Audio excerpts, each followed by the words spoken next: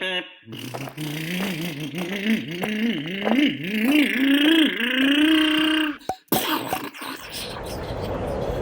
hat! This was some really good news, at least for me. Team Associated TC8 prototype. So these are some of the images that one can find on RedRC. So RedRC had this publication. It turns out that on the 5th, so as of this recording, this is the 7th of November, so the 5th, members from Team Associated were test running these cars. And yeah, that's really neat and that's really cool, I would say, especially to see a Team Associated touring car out. Now, when it comes to touring cars, I'm hoping this one is a little more affordable than some of the other vehicles, whether it's an X-Ray, Mugen, or what have you, because some of them are getting quite expensive, quite pricey. And the Zero is actually very good and very affordable. If you have been following my channel, I made a comment a while back about how Extra Crispy was running a Zero for VTA, and he was keeping up with the top guys in the club, in those club races. So that was pretty good. But now, why do I find this exciting? All right, so Kyle was testing the car. He was one of the individuals driving over there. And the images that we have, so these are some of the images I was looking at. And to be honest, Extra Crispy is the one who told me about this, and then I looked it up and I said, oh, this is awesome. I should make a video. But I like how it has the double wishbone suspension similar to the modern vehicles. But the thing that really caught my attention, well, there's a few things. One, it appears that the rear part of the car and the front part of the car are the exact same. They're just turned around. And I was looking at the dampers here, and the dampers are behind the axle. And in the rear, they're in front of the axle, which is the opposite of regular touring cars. And I find this interesting. I'm thinking this will probably slow down the bite a little, so maybe the car will have less bite, and that could probably be mitigated with maybe adding, taking caster away possibly. But I do like the setup, and one of the reasons why is, I could be wrong, but it appears that the shocks, the centers here, are probably closer to the center than if they were in front, as most vehicles have them. And that's the reason why. And if you actually look at the mounting points, they appear to be the same mounts, front and rear. That's why I think it's the same, just flipped around. So that was one of the things. The other thing too is the arms. Look at the top arms. Something that I dislike about many cars, whether it's the X-Ray X4, which I do like that car, quite durable car, especially if you get the 23 top bulkheads. The original ones bend easily. But one has to carry an L Allen wrench, and I really don't like L Allen wrenches. I don't like carrying them. I prefer my regular drivers, but I can't use a regular driver unless I take one of these wheels off, and then it goes in at an angle anyway. Here, there's a point of contact and then a second point of contact, and that's where this goes through. But notice the turnbuckle. This is just a regular wrench, so one can now use a regular wrench on all fours to adjust the camber, which I think is awesome. That's actually something I really like. And I'm not sure why it took somebody so long. I wonder if it's weight. I don't have a set of arms to weigh them, but I wonder what the weight difference is. Now also, I do not see any carbon fiber here in the arms. So I'm hoping parts are less expensive. One of the things with the X-Ray is each arm is over $20 for the X4. And the lower arms, they're all different. Every single one is different. Now the top ones, they're interchangeable if you go cross. So the front right would be the same as the rear left. And you go to the other side, same thing applies. So rear right, front left. These, it appears that might be the case. I do not think they can flip over and then go left to right and then front rear. But it would still be an advantage if the lower arms happen to be the same. With the Mugen, you get a little more interchangeability compared to X-Ray. And that's something. Now the bumper, I'm not sure if this bumper is going to come with a kit, but this is great. This looks like a 3D printed bumper, and one of the things that I like about this as opposed to foam, nothing wrong with foam. Foam is light. But the pattern that it has, this looks like it will distribute force very, very well because of the different layers. So there's a top layer, a center layer, and a bottom layer. And you can see based on these shapes how it would distribute force in different directions.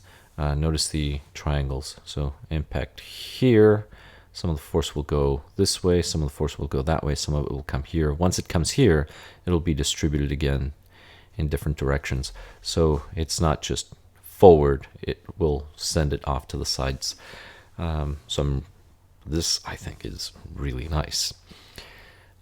Going back, now that we have the top view, we can really appreciate the top arms, as I was mentioning.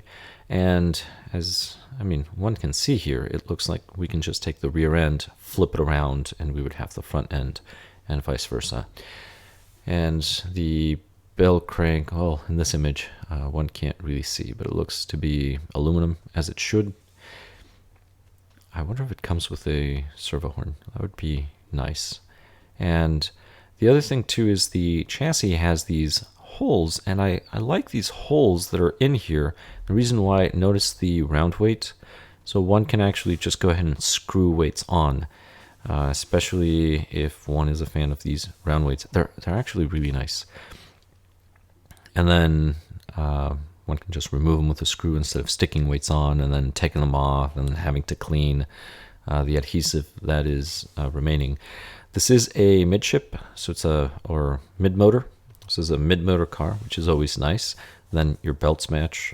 You just have to carry one size belt, which is really good. I wonder if it comes with this shroud, the fan shroud. That would be nice if it did, but I'm not sure. Another nice thing is it does come with the lay-down body mounts, or these horizontal body mounts. They're a little harder to get the body just right on the first try. I mean, it's possible, no big deal. But the nice thing about them is if you do get hit in the rear, it helps prevent body tuck, which is horrible. Once you get body tuck, your race is pretty much over. It's done. My concern, though, with this car are these links right here. And the reason why is they appear to be quite thin. And a problem that I experienced with the X-Ray X4 is I would bend these. If I would crash, I would bend these quite often. So I'm wondering if they're thicker. I can't really tell. I couldn't find any dimensions. Maybe they're out there. But my worry would be that these would bend in a crash. But speaking about crashes, this view here doesn't really show the next point that I want to make, but this one does. It appears that we have pillow balls on the bottom, which is nice. These are, in my opinion, they're pretty smooth. But the other thing too is if you've ever bashed with vehicles that have these pillow balls, sometimes you'll take an impact and these will pop out. But the nice thing about it is because they pop out, the force is distributed that way, it has some give, you can pop them back in. Usually it's harder to break them as opposed to a fixed pin. And that's what I think is here. I believe this is a pillow ball system, which I'm really curious how this works. I hope this is really affordable, and I look forward to building one. The other thing too is if we take a look at the shocks, these dampers here, they appear to be the shorter dampers. Now, a lot of touring cars have gone to the shorter dampers. Mugen did, X-Ray did, Serpent, I believe, did as well. Most of them have gone to the shorter bodies. I could be wrong. But that was one of the changes on many of the touring cars. I'm not sure. Maybe they all did. Now, if we take a closer look at the rear end, we have the turnbuckles, which I really like. This is something I like about many of the newer cars. Something I did not like about the Yokomo, and Yokomo for some reason kept the pills for a really long time. The reason why I don't like the pills for adjusting toe or anything is they're not exact. There's always something slightly off, even if you use the same dots, same numbers, whatever system they're using, dots or numbers. There's always something slightly off, as opposed to using these turnbuckles and shims. It's a lot more precise, and that makes a big difference in touring cars.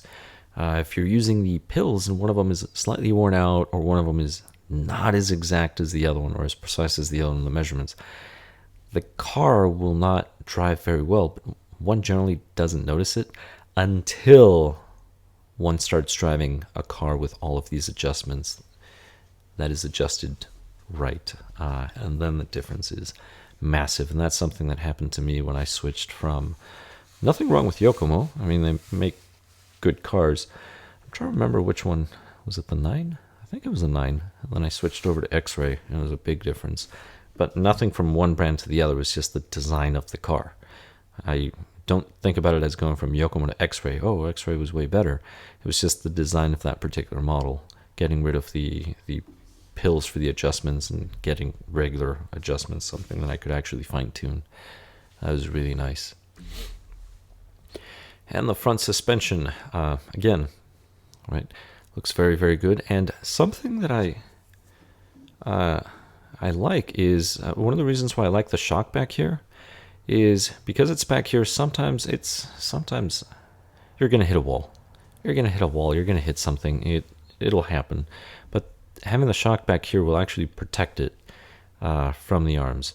And maybe shocks don't get damaged often, but when they do, it's bad news bears, and so they're not inexpensive. They tend to be expensive. Well, if you go with a brand car. But here we go. So notice, very similar to Mugen's X-Rays, all the modern cars. Here's the setup. The Zero does something very, very similar, but this is all plastic in the Zero. If you get the base model, that's why it's so inexpensive. But I think it's worth it if you're just planning on getting into the hobby. But notice the pillow balls again. That's why I think it's the same exact thing. It's just turned around. Here's a side view. Another image that they have in this car is low. This car looks really, really low. So I'm really curious as to the chassis that they will offer. This one, I'm not sure the material. I'm guessing it's aluminum, but it might not be aluminum. Maybe it's some reinforced fiber because of the way it looks. And before I go into that, this is something else that's pretty nice. So if you look at the arms actually have a spot here to use just a screw to keep the body from rubbing onto the tires. And this is something that I think is really cool. Because usually, if I wanted to do something so that the body wouldn't rub the tires, I would have to install something here with this little wing that goes over the tire, and the body would hit it. But here, I can just use a screw. And if the screw, if I get a long enough screw and then I want to add a reinforcement to go beyond, I can just cut a piece of tin or just some thin sheet metal and then put a nut here and then just thread it. I don't have to thread anything. I just make a hole in that little wing that I can make and then put the nut there. And I just saved myself, $20. I have no idea. I'm making up numbers at this point. I don't remember how much those things cost. But I can make my own little system to prevent the body from scrubbing, and I can use other materials. Hey, you can even 3D print something if you wanted, assuming you have the 3D printer. But here we go. Oops, man, this thing. That was my mouse. Let's go back to this image. Okay, here we go again. So this is my only concern right here, that this will bend. But I can't tell what the thickness is based on this. This is 3 millimeters, I'm assuming, so this might be 3, maybe less, probably not, it's probably less. So that's my only concern. But we will see. But here we go. So anyway, like I said, for me, this is exciting news to finally see Team Associated come back with a touring car after about 5 years. The main things that really caught my attention would be, see the bulkheads, these look kind of thin too, so I'm wondering if these would bend, but they're pretty close here to the screwing point, so maybe not. But the pillow balls caught my attention in the bottom, the shocks being behind the arms in the front, and then in front of the arms in the rear, and then these adjustments with the turnbuckles, so I can use a wrench rather than an Allen wrench, which I do not like using. And that's just me. There's nothing wrong with them. I just don't like using them. I prefer drivers or the T-handles, but T-handles don't work there. But that's it. So this being said, thank you to Red RC for posting all of these neat pictures, and I hope you liked the video. I hope this was informative or at least entertaining. Thank you very much for watching, and I'll catch you in the next one. What? Oh, my hair! My tongue! My rod!